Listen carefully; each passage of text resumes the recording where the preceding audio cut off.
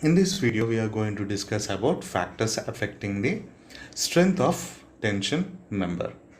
So the first factor is the hole that is made for the bolt. So in order to make connections, we either go for welded connections or bolted connections. When you go for bolted connections with the adjacent, these reduces the area of cross section, isn't it right? Because you are drilling a hole.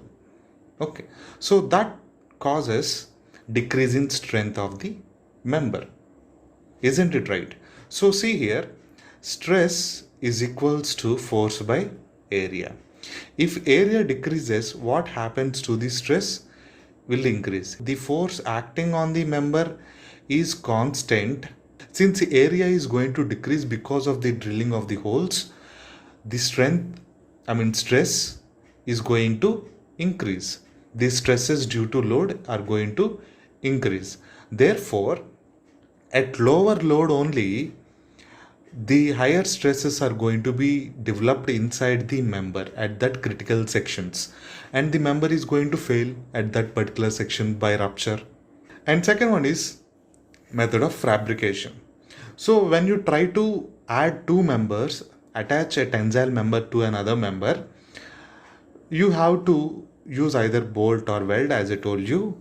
And when you adopt for bolting, you have to either make the hole by a drilling machine, you have to drill it and you have to put the bolt, or otherwise you can punch.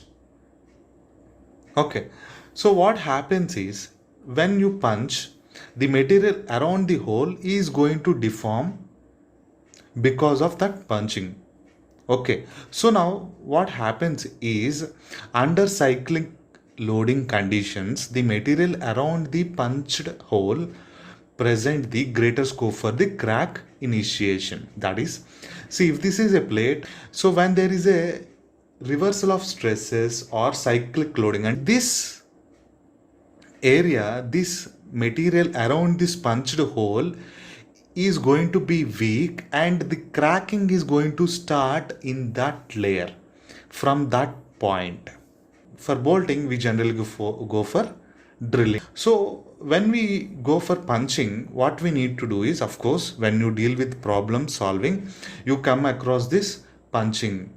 So as per the codal provisions in 361 of IS 800, it states that the cross-sectional area of the all holes in the section except for the part in compression. In case of punched holes, if the holes are punched for putting this bolt, the hole diameter should be considered 2 mm in excess. For example, if bolt that is to be punched is 20 mm, okay, so when 20 mm hole is punched, generally the dia of hole should be taken as 20 mm plus 2 mm in case of punched holes under 22 mm. 20 mm plus 2 mm, 22 mm అవుతుంది. Net cross sectional area. See, I told you that when bolts are like this is the critical section, and net area will be AN, which will be equals to gross area minus of 2 times of diameter of the hole into thickness of the plate, T. But in case of these bolts and staggered aithe, so the failure plane is going to be this way. So as you can see here, when the bolts are staggered, actually the area of the failure plane has been increased, the net area. Isn't it right? Because of this extra term here. Okay, so therefore staggered holes improves the load carrying capacity of the member for a given number of bolts and mud. So generally that is why the bolts are put in this staggered manner. And next one is bearing strength of the member. So Generally, when two members are bolted together, the slip may be taking place because of the tensile forces. Okay. So what happens is you are pulling in this way and this way, and there are two members, and these two members are moving in the opposite direction, and this is the bolt. Due to the slip between the two members that is joined by bolt, and one or more bolts or fasteners come into bearing against the side of the hole. It pushes the surrounding material of this plate in that force direction. Okay, so what happens is consequently bearing stresses are developed in this location, in these layers, which is adjacent to this hole. So initially the stresses are concentrated at the point of contact, but an increase in the load causes local yielding, and then this fastener gets out of this member and the member is going to completely fail because of this, right? Geometry factor.